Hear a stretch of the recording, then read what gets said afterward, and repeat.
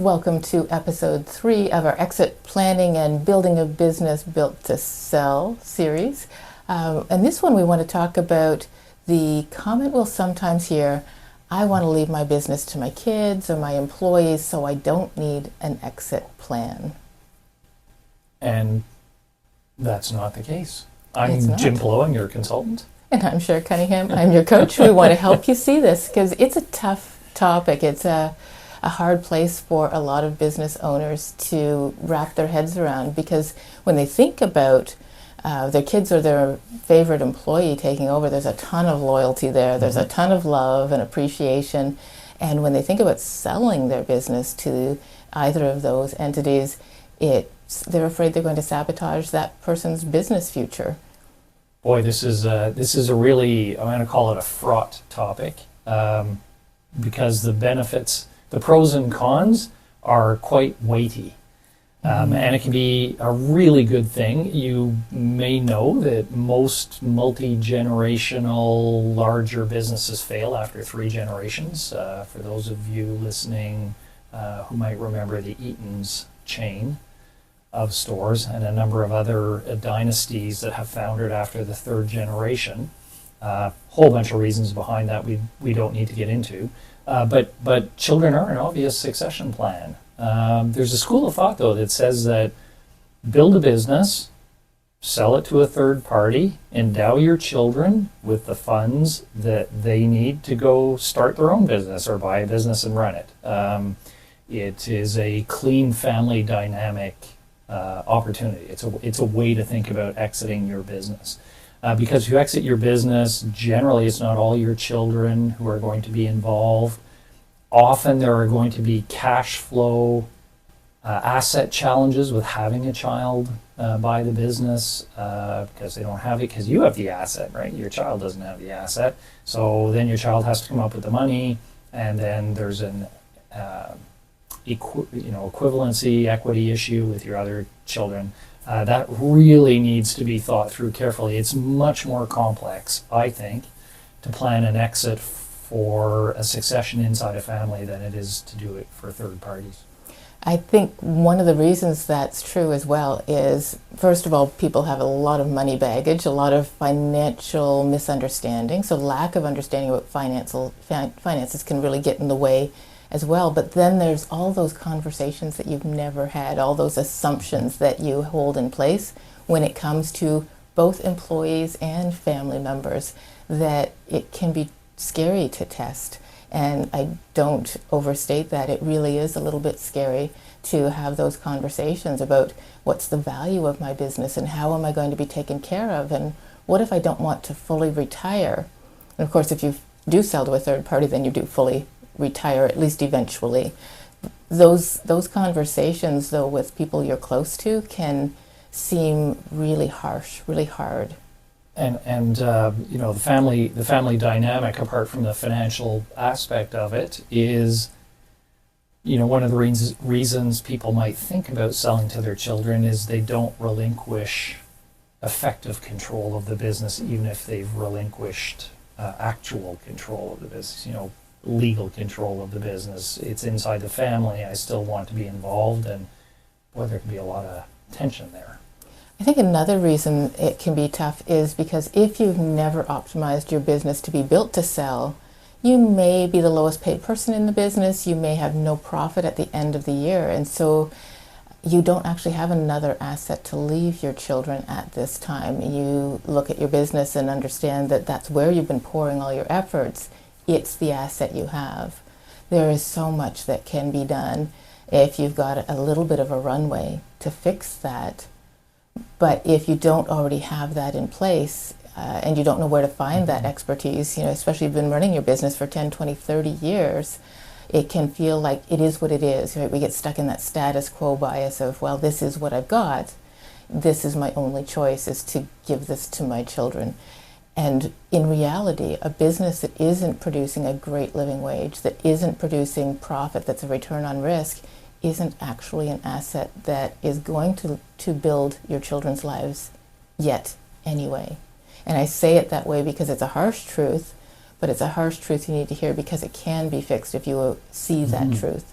There's a family dynamic that needs to be managed. We have had clients who've done intergenerational transfers, and some of the work that we do then is having the family come together almost as a business unit in addition to coming together as a family, at least during the succession period. Very interesting discussion a few years ago with a couple who were running a successful retail store. And I happened to have a chance to chat with them for a while in the store. And their son was a candidate for taking over the store, and the father's hesitation was that the son was going to do things differently in the store. Right. So having those conversations up front so that there's an acknowledgement about the intergenerational change. There will be changes with the intergenerational transfer. It can be orchestrated, though. We talked about having the capital available to the generation who's acquiring the business. Those things can be orchestrated either within the business or using external funding or having the business support the retiring parent with a couple of different financial mechanisms. So there are ways to work around that, but that is something that needs to be thought of quite carefully. Yeah, and it's a good idea to have everybody at the table during that. So one of the things that we will do is have those conversations, talk about what those roles might be. So if you have 4 children and you think 2 of them want to be in the business and 2 don't, you are still assuming being able to have kind of a dispassionate survey of each of the children to say, what have you thought about the business? And finding out, without putting them on the spot, what their hopes are, what their dreams are. And I think when somebody does have that dream of, I will change this business to be this way, that's exciting because it means they've been thinking about it. It means they have a passion for it. There's actually a desire for it. Now, if your kids are 4 and 6 years old at this point in time and you're just hoping that they will keep wanting your business, that's a different story. But the process of being always ready to sell, whether it ends up going to your children or to a third party, means that what you're creating is a true asset, that when that time comes to have the conversation, you have options open. That ability to have the conversations when the time comes and seeing the financial modeling of it, not just pipe dreams, but actually let's pull the numbers, let's map it out. If this happens, this is the result. If this happens, here are some mechanisms we can put in place and how that would work, what the impact on the cash flow of the business would be with the different options. Having everyone at the table taking part in that is super powerful, great transparency, great opportunity for everybody to hear the options and ideas and ask their own questions. Clear communication is really the key, and call it phased relinquishing, so that there is a definitive agreed point where the exiting generation relinquishes specific control attributes, because cold turkey is probably not a thing that's going to work. And there are some hard things your kids aren't going to want to say to you, like, I don't want you at the business every day once we buy. Or, I'd like you at the business every day for 2 years still once we buy, but this is something that we want to build ourselves. And so we'll say those things to you and for them and for you. We know there's a list of hard things that need to be said, and if we're the ones who say them, it takes a lot of the sting out of it, and it puts everything on the table, normalizes it, because these are things that every family business goes through. Having that ability to look at how does this take out the emotions so that you don't feel pushed out of the business.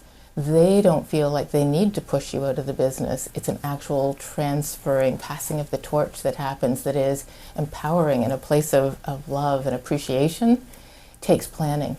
It is not going to happen naturally.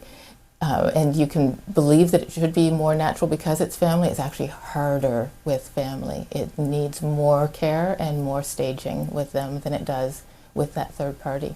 A great analogy that I heard the other day was, if you're passing the baton and the runner who's handing off overruns the next runner, you get disqualified. So the baton handoff has to be clean.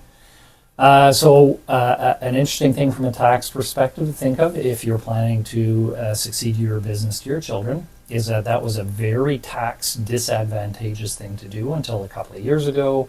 A new bill was introduced. It is not very clean yet. There's no jurisprudence on it.